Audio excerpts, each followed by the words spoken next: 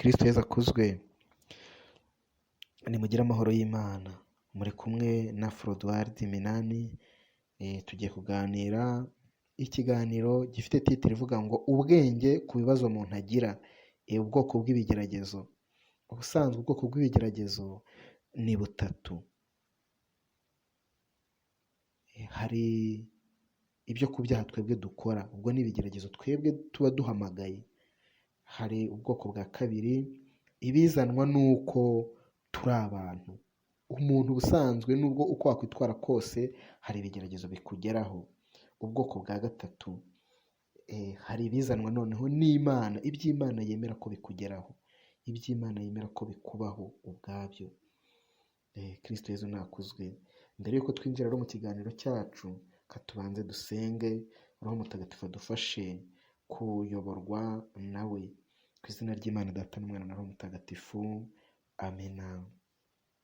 Ngwino Roho Mutagatifu usanganye imitima kwemera no gukunda, wohereze roho byose bishya, n'isi zabone guhinduka. Dusabe. Mana mwinshi kwemera Roho Mutagatifu, turagusaba kubwirizwa nawe no gukunda ibitunganye no kunogerwa nawe iteka, kubwa Yezu Kristo umwami wacu. Amena. Ku izina ry'Imana Data n'Umwana na Roho Mutagatifu. Amena. Bavandimwe rero, ubusanzwe nta muntu n'umwe ku isi utagira ikigeragezo. Akiri muri iyi si aba agomba guhura nabyo, ibimunaniza, amagorwa. Ku isi ubusanzwe arahari uko wabigenza kose, ariko twese ntabwo ariko bireshya, nta nubwo ari nako tubitwara kimwe. Iyo dusomye muri Bibiliya dusanga hari abagiye bahura n'ibigeragezo kubera yuko banze gukora iki n'iki runaka, ashaka ko winjira muri iki ariko bikaba ngo kucyanga. Urugero Yosefu bamutaye mu mazi.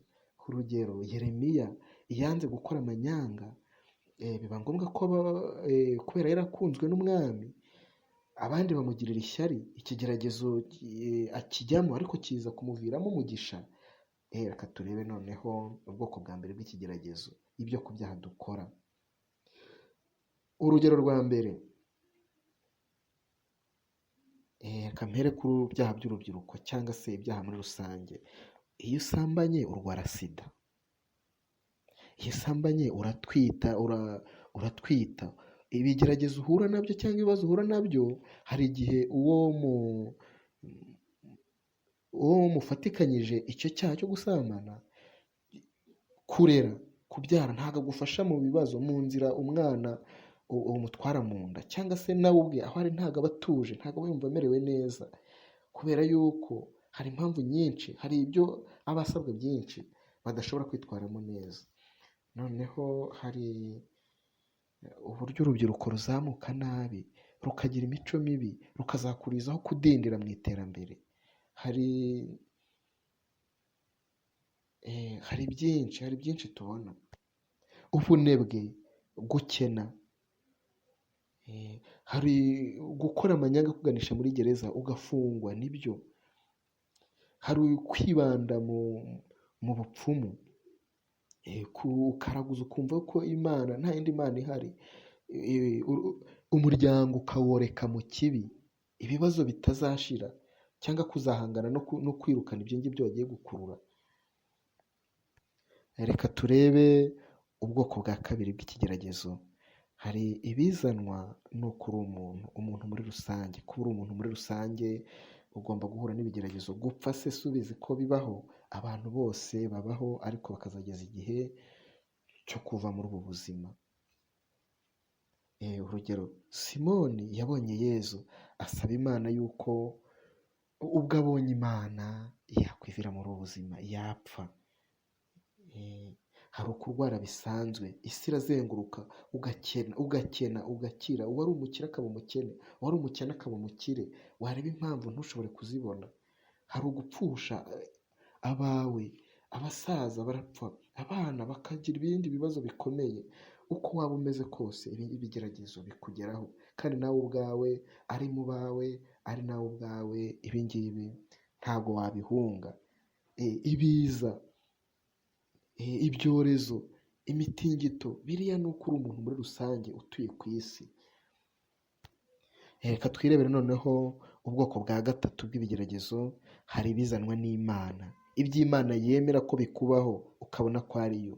Urugero, hari Yobu wari intungane. Yobu yahuye n'ibigeragezo, ubutunzi bwe burashira, arwara ibibembe, ari Imana yemeye ko Sekibi bimugerageza.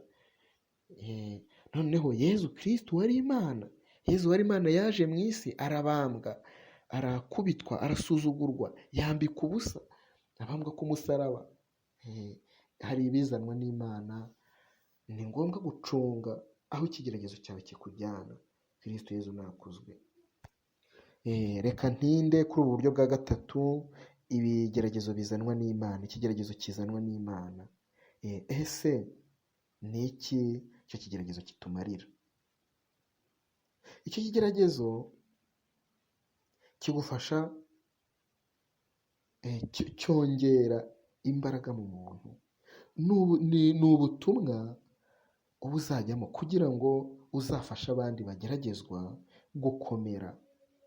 Byongera ukwemera, bibyutsa ingabire zari zarasinziriye muri wowe, kandi bihora bikuvugurura, birema bushya, bimara ubwoba. Iyo urangije ikigeragezo cy'Imana ntabwo uba ugifite ubwoba, ntabwo uba uvuga ngo nzapfa, ntabwo uba uvuga ngo iki kigeragezo kiranyica. Ikigeragezo kiza ufite imbaraga zo kucyumva no kucyakira. Kristo Yezu nakuzwe. Iki kigeragezo rero ni cyiza cyane, kiranasukura kandi kigasiga ukomeye. Kiratinda, kimara igihe, kirababaza cyane, cyongera imbaraga. Nibyo, ntabwo ushobora gukomeza gusenga n'imbaraga za kera, kigusigira ufite imbaraga mu isengesho. Mbese urakura, gisiga utakiri umwana mu Bukristo. Reka turebe noneho uko icyo kigeragezo gitwarwa, kugira ngo wirinde kuyobagurika no kujabagurika. Icya mbere ni gusenga cyane utarangara. Hari ugushengerera Yezu mu isakaramentu ry'Ukarisitiya mu gihe bishoboka. Hari ukwiyambaza Bikira Mariya kenshi ku buryo bukomeye, ku buryo budasanzwe, muri rozari no mu ishapule y'ububabare burindwi. Hari ugushaka penetensiya by'umwihariko kandi utihenze. Hari ukwanga icyaha ku buryo utikanga ngo ndapfa. Icyaha nubwo waba ubona urapfa, uba ugomba kucyanga ku buryo by'umwihariko, kuko uba urinzwe n'Imana. Mbese no kwiringira Imana gusa. Hari kumenya inzira y'umusaraba, gusobanukirwa neza inzira y'umusaraba, inzira ya Yezu, ububabare bwa Yezu Kristo. Ibi byose mu gihe uri mu musaraba, mu gihe uri mu kigeragezo gikomeye cy'Imana, uba ugomba kumenya ububabare bwa Yezu, gukunda kuvuga inzira y'umusaraba. Iyo uri muri iki kigeragezo, nshuti z'Imana, bavandimwe banjye bakristu, wirinda kujabagurika. Ugomba gutega amatwi Roho Mutagatifu icyo akubwira, kuko nawe aba ari maso.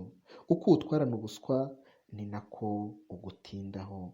Niyo mpamvu ugomba gukora uko ushoboye kose ukaba maso igihe uhuye n'iki kigeragezo, ukabona yuko ari Nyagasani.